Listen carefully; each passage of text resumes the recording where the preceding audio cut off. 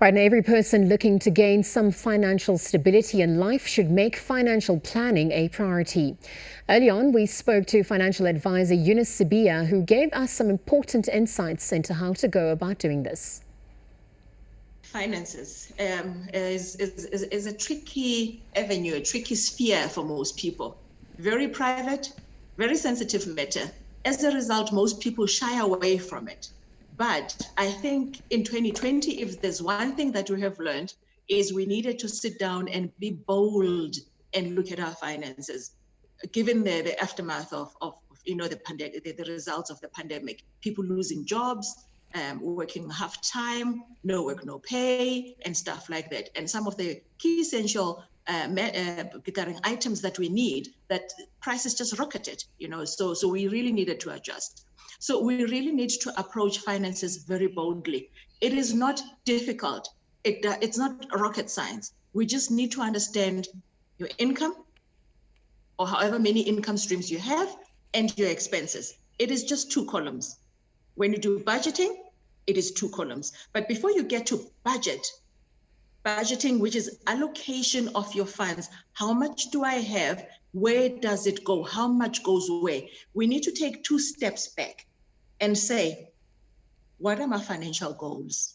What is it that I want to see happening at what point of my life? Once you've set your financial goals, short, medium, and long-term goals, the next step is then to have a financial plan. So a plan will be much broader from the goals. So you categorize your plans, your wishes, your goals. This is what I want to see happening and around this time. Short will be anything between now and 3 years. Medium is 3 to about 5 or 6 years, and long-term is 5 or 6 years and beyond. And we need to understand the categories and what sits in each category of short, medium, and long term. Once you have done that, that's when you do budgeting, because when you budget, you then allocate funds to those streams, to those avenues, to those categories where you want to see stuff happening. Where do you want to see your funds going at what point? So you then apportion your money accordingly. I want to build a wall at the end of 2021. How much is it going to cost me? Then how much do I need to put away every month? So it is 3 steps. It is first your financial goals, then financial plans, and then the budget. Sibiya warns against not having any reserves in store, as that is the quickest way to becoming over-indebted. Historically, as South Africans, we haven't been known to be saving enough. So as a result, we run at, we don't have enough reserves, financial reserves, that is. So it's paycheck to paycheck.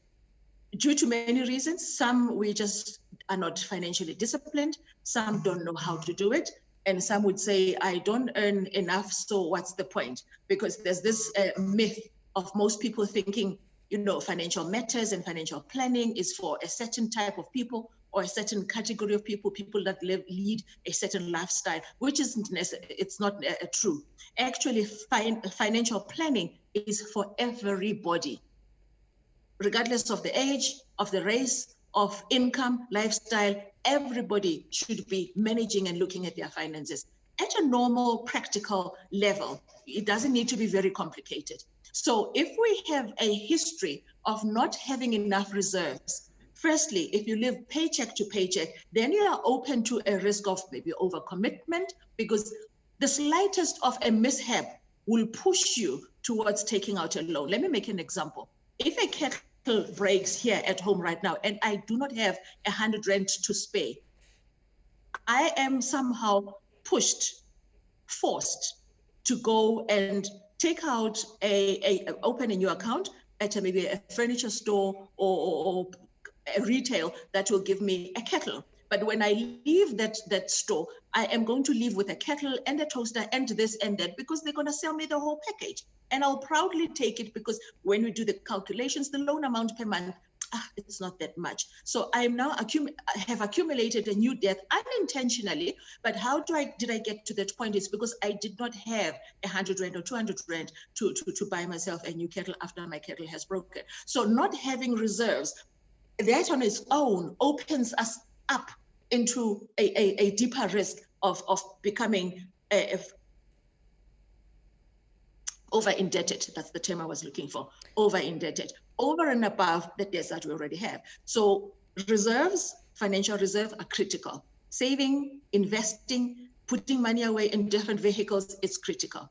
Number two, most of us, we have large families. So you find that as I am working, maybe I'm earning enough to be able to sustain myself and my family, but then there's extended family, there are more requests to assist, some call it black tax, and it's usually a begrudged arrangement, financial arrangement that seem to be taking away from me and my family. But Ubuntu, we need to help each other.